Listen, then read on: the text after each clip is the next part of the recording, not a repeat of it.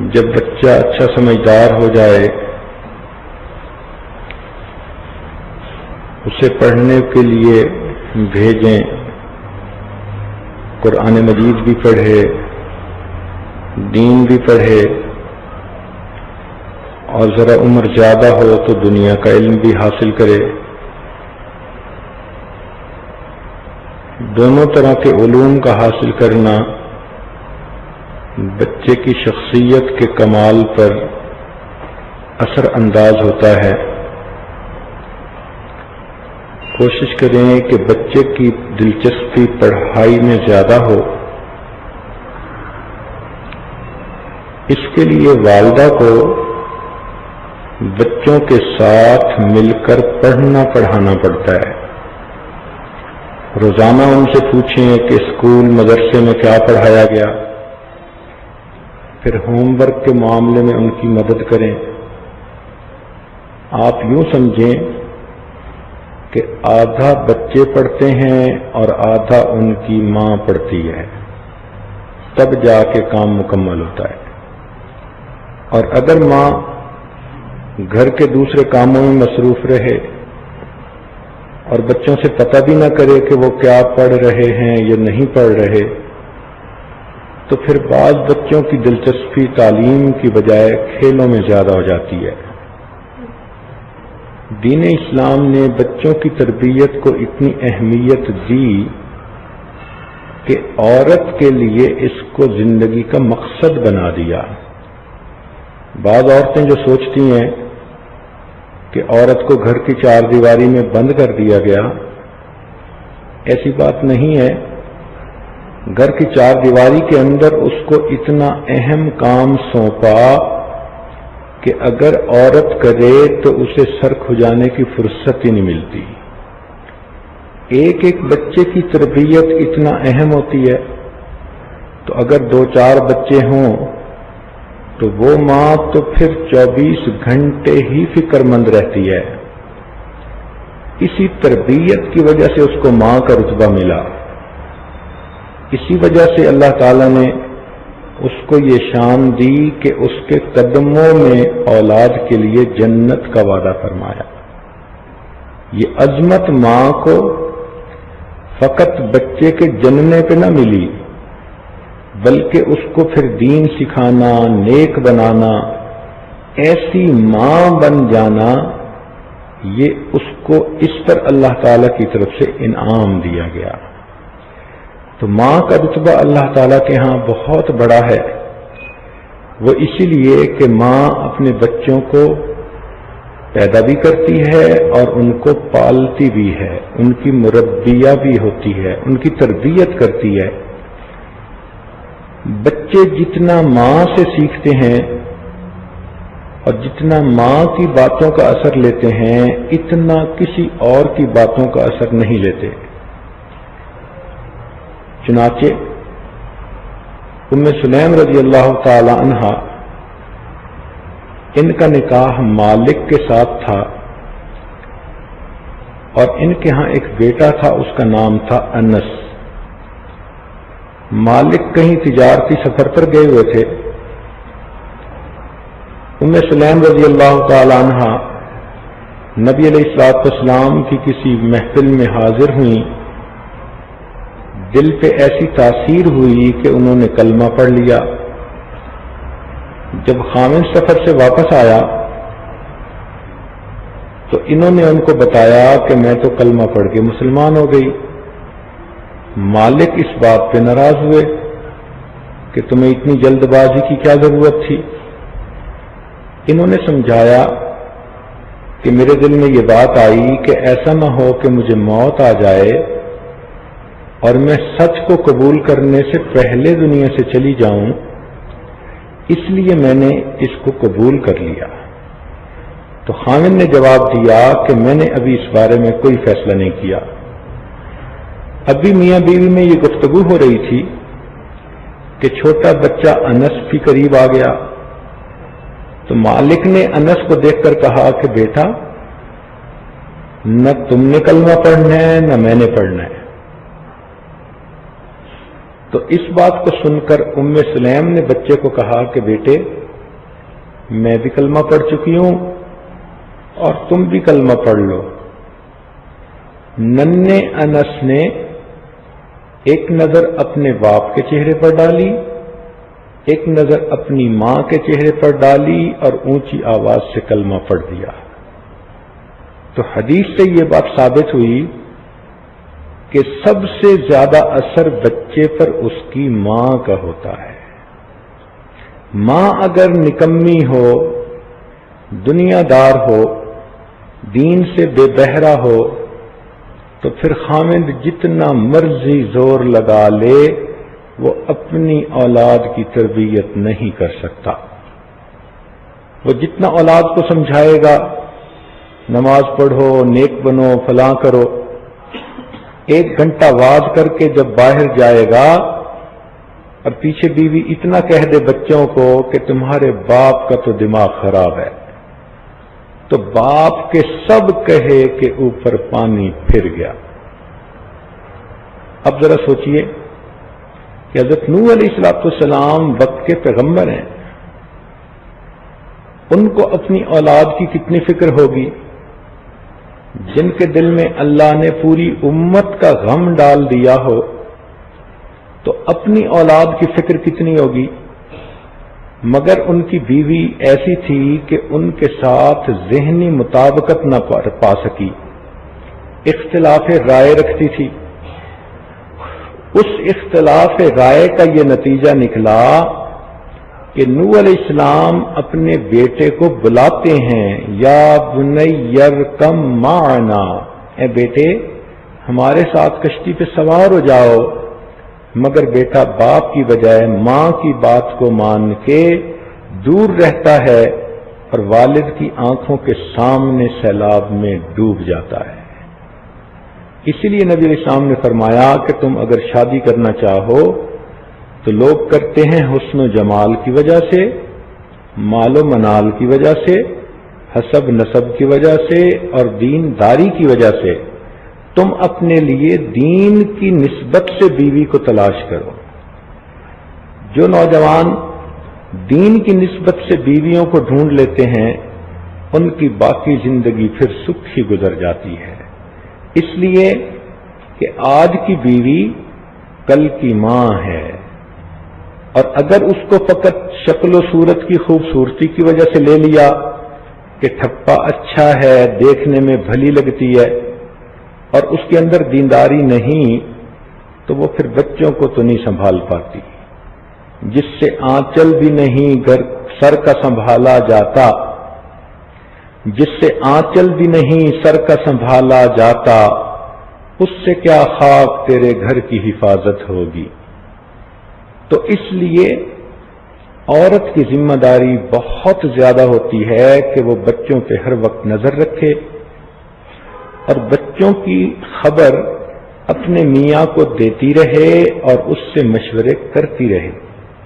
کئی جگہوں پر دیکھا کہ خاوند بچوں کو نیک بنانا چاہتے ہیں تو بیویاں بے توجہ ہی کرتی ہیں، خاوند کو صحیح رپورٹ نہیں دیتی، بچوں کے عیب چھپاتی ہیں، بلکہ بچوں کو خود کہتی ہیں کہ ابو کو نہ بتانا۔ اور کئی جگہوں پر مائیں بچوں کو نیک بنانا چاہتی ہیں اور باپ کے پاس فرصت ہی نہیں ہوتی، وہ اپنی مستیوں میں لگا ہوتا ہے، دوستوں میں لگا ہوتا ہے۔ بہت بڑا ظلم ہے۔ اس لیے کہتے ہیں کہ یتیم وہ نہیں ہوتا کہ جس کے ماں باپ دنیا سے فوت ہو جائیں، یتیم وہ ہوتا ہے کہ جس کی ماں کو تربیت کا پتہ نہ ہو اور اس کے باپ کے پاس فرصت نہ ہو۔ ماں کو تربیت کرنی آتی نہیں اور باپ کے بعد تو فرصت ہی نہیں، وہ اصل یتیم ہوتا ہے بیچارہ۔ تو اس لیے جب بچے ہو جائیں تو ماں باپ آپس کے جھگڑوں کو ختم کر دیں۔ شیطان مردود اتنا بدبخت ہے کہ جب بچے ہونے شروع ہوتے ہیں تو وہ میاں بیوی میں اختلاف پیدا کر دیتا ہے۔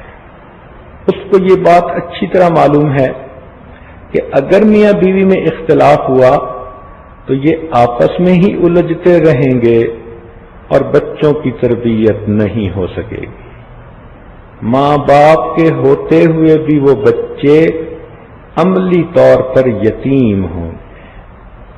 تو جب بچے ہو جائیں تو ماں باپ دونوں کو عقل کے ناخن لینے چاہیے اور آپس کی چھوٹی چھوٹی باتوں پر ایک دوسرے کے ساتھ جھگڑے کھڑے نہیں کرنا چاہیے۔ اب وہ بچوں کی ماں بن گئی، یہ باپ بن گئے، اب تھوڑا ایک دوسرے کے ساتھ افہام و تفہیم پیدا کرنی چاہیے، کلیئرنس، ٹالرنس ہونی چاہیے، برداشت ہونی چاہیے۔ بیمار آدمی تو کسی کو گالی بھی دے دے تو دوسرا بندہ برا نہیں جانتا۔ کئی لوگ مینٹل کیس نہیں ہوتے، وہ ماں کو بھی گالی دیتے ہیں، بہن کو بھی دیتے ہیں، بھائی کو بھی دیتے ہیں، کوئی برا بھی نہیں مانتا۔ ہر کوئی کہتا ہے کہ جی کیا کریں، یہ پاگل جو ہوا۔ بوڑھے کئی مرتبہ چڑچڑے ہو جاتے ہیں، لوگ ان کی چڑچڑے پن کو برداشت کر لیتے ہیں۔ تو اسی طرح جب اولاد ہو جائے تو میاں بیوی کو چاہیے کہ آپس کے لڑائی جھگڑے کے چیپٹر کو کلوز کر دیں، کہیں کہ اب ہمارے اوپر ایک اور بھی بوجھ آ پڑا جس کو ہم نے مل جل کے اٹھانا ہے، لہذا ہمیں اپنی اولاد کی تربیت کے لیے صبر سے کام لینا ہے۔ اسی لیے خاوند کو چاہیے کہ وہ اولاد کی نظر میں ماں کی قدر کو بڑھائے، ان کو سمجھاتا رہے کہ بیٹو، بچوں، یہ تمہاری ماں ہے، تم اس کی بات ماننا، تم ان کی ادب کرنا۔ ماں کا مقام بچوں کے دل میں بنانا یہ باپ کی ذمہ داری ہے۔ اور اگر باپ ہی بچوں کے سامنے اپنی بیوی کو جھڑکیاں دے رہا ہے اور اپنی بیوی سے غصے ہو رہا ہے تو اس نے تو اپنی اولاد کی اصلاح کا راستہ بند کر دیا۔ اب بچوں کی اصلاح کیسے ہو؟ اس لیے جب بچے ہو جائیں تو میاں بیوی کبھی بھی بچوں کے سامنے آپس میں نہ الجھیں۔ جب ماں باپ الجھتے ہیں تو بچے یہ میسج لیتے ہیں کہ امی ابو بھی اسی طرح ہی ہیں، بس ہمارے اوپر روک چلانے کی وجہ سے ہمیں روک ٹوک کرتے رہتے ہیں، ورنہ آپس میں حال ان کا بھی یہی ہے۔ تو ماں باپ کی عظمت بچوں کے دل سے نکل جاتی ہے۔ اس لیے نہ بچوں کے سامنے کبھی بیوی کو ڈانٹے، اگرچہ وہ غلطی ہی کیوں نہ کر لے، الگ سمجھا لے۔ اور ماں کو بھی چاہیے کہ بچوں کی جو رپورٹ دینی ہے وہ بچوں کے سامنے نہ دے، فلاں ایسا ہے فلاں ایسا ہے، نہیں، علیحدگی میں بتا دے، پھر دونوں مشورہ کر لیں اور اس کے بعد بچے کو جیسے سمجھانا ہو وہ ویسے سمجھا لیں۔ بیٹیوں کو ماں سمجھائے تو اچھا لگتا ہے اور بیٹوں کو باپ سمجھائے تو زیادہ اچھا لگتا ہے۔ بہرحال جو بھی مناسب ہو، میاں بیوی کو اس میں قدم اٹھانا چاہیے۔ بچوں کے دوستوں پہ ضرور نظر رکھیں، اس لیے کہ عام طور پر بچے اپنے دوستوں سے اثر جلدی قبول کرتے ہیں۔ ماں دیکھے کہ میری بیٹی کن بچیوں کے ساتھ بیٹھتی ہے، کھیلتی ہے، بات کرتی ہے، اگر وہ نیک بچیاں ہیں تو بہت اچھا، اور اگر ان کے اندر دنیا داری بھری ہے، رسم و رواج بھرے ہیں، تو ایسی بچیوں سے اپنی بیٹی کو کہے کہ تعلق کو کم کرے۔ سلام دعا کا تعلق تو رکھنا ہی چاہیے ہر مومن سے، لیکن دوستی کا تعلق رکھنا یہ تو اپنے اختیار میں ہوتا ہے۔ تو دوستی فقط ان سے بچے کریں کہ جو نیک سیرت اچھے بچے ہوں، جن کے اندر نیکی کا رنگ غالب نظر آئے۔ اس لیے امام غزالی رحمۃ اللہ علیہ نے فرمایا کہ یار بد مارے بد سے بھی زیادہ برا، یعنی جو برا دوست ہوتا ہے وہ زہریلے سانپ سے بھی زیادہ برا ہوتا ہے، اس لیے کہ زہریلا سانپ جب کاٹ لیتا ہے تو انسان کی جسمانی موت آتی ہے، اور جب برا دوست ڈس لیتا ہے تو انسان کی روحانی موت آ جاتی ہے۔ اور ایک جگہ وہ فرماتے ہیں کہ یار بد شیطان سے بھی زیادہ برا۔ اس کو جب پہلی مرتبہ فقیر نے عاجز میں پڑھا تو حیران ہوا کہ شیطان تو آخر مردود ہے، لعنتی ہے، تو اس سے بھی زیادہ برا کیسے ہو گیا برا دوست؟ تو پھر انہوں نے آگے بات سمجھائی۔ وہ فرماتے ہیں کہ برا دوست شیطان سے اس لیے زیادہ برا کہ شیطان انسان کے دل میں گناہ کے خیال ڈالتا ہے، وسوسے ڈالتا ہے، اس سے زیادہ تو کچھ نہیں کر سکتا۔ کرنا نہ کرنا تو بندے کے اپنے اختیار میں ہوتا ہے۔ تو شیطان کا کام گناہ کے وسوسے ڈالنا، مگر برا دوست گناہ کا خیال ہی دل میں نہیں ڈالتا، بلکہ ہاتھ پکڑ کے مجبور کر کے گناہ کا مرتکب کروا دیتا ہے۔ اس لیے برا دوست شیطان سے بھی زیادہ برا۔ تو ماں اس پر نظر رکھے کہ میری بچیاں کن بچیوں سے دوستی کر رہی ہیں، باپ نظر رکھے کہ میرے بیٹے کن بچوں کے ساتھ دوستی کر رہے ہیں، کیونکہ باہر بیٹا کیا کر رہا ہے یہ ماں تو نہیں جان سکتی، تو والد گرامی کو بھی اس کا خیال رکھنا پڑتا ہے۔ یہ نہیں ہوتا کہ بس اولاد پیدا ہو گئی اب ختم، اب تو کام شروع ہوا، اس کی تربیت کریں گے تو وہ صدقہ آخرت بنے گی۔ اولاد کا ہونا ایک خوشی ہوتی ہے، اولاد کا نیک ہونا اس سے بڑھ کر خوشی ہوتی ہے۔ بچوں کے اندر سچ بولنے کی عادت بچپن سے ڈالیں، ان کو صاف لفظوں میں یہ سمجھائیں کہ بچوں تمہاری ہر غلطی ہم قبول کر جائیں گے، لیکن تمہاری زبان سے جھوٹ کو ہم کبھی قبول نہیں کریں گے۔ لاؤڈ اینڈ کلیئر اس بات کو بچوں پر واضح کر دیں۔ نبی علیہ السلام نے ارشاد فرمایا مومن سب کچھ ہو سکتا ہے مگر مومن جھوٹا نہیں ہو سکتا۔ یاد رکھیں جھوٹ جتنا بھی تیز دوڑے سچ بالآخر اسے جا کر پکڑ لیتا۔ تو جھوٹ سے خود بھی نفرت کریں اور بچوں کو دل میں بھی جھوٹ کی نفرت پیدا کریں، حتیٰ کہ بچے کی طبیعت ایسی ہو کہ وہ غلطی بھی کر کے آیا تو وہ صاف بتا دے کہ غلطی کر دی، اور آپ اس کی غلطی کو معاف کر دیں کہ بچے نے سچ بولا ہے۔ جب بچے کو بات بات پہ آپ ڈانٹیں گی تو پھر بچے آپ کے سامنے غلطی کا اظہار کیسے کریں؟ اس کے لیے تو آپ کو بھی بڑا دل کرنا پڑے گا۔ ہر بات پہ نہیں ڈانٹا جاتا، غلطیاں بچے نہیں کریں گے تو کون کریں گے؟ انہوں نے کرنی ہوتی ہیں اور بڑوں نے معاف کرنا ہوتا ہے۔ تو ڈانٹ ڈپٹ ہو اصولی باتوں پر، تو سچ ایک اصولی چیز ہے۔ جس بچے میں جھوٹ بولنے کی عادت پیدا ہو گئی اس میں دو رنگی کا بیج پڑ گیا، منافقت کا بیج پڑ گیا، یہ بچہ اس کی اصلاح اب بہت مشکل ہو گئی۔ لہذا خود بھی سچ بولیں اور اپنے بچوں کو بھی سچ بولنے کی عادت ڈالیں۔ ہزار خوف ہو لیکن زباں ہو دل کی رفیق، یہی رہا ہے ازل سے قلندروں کا طریق۔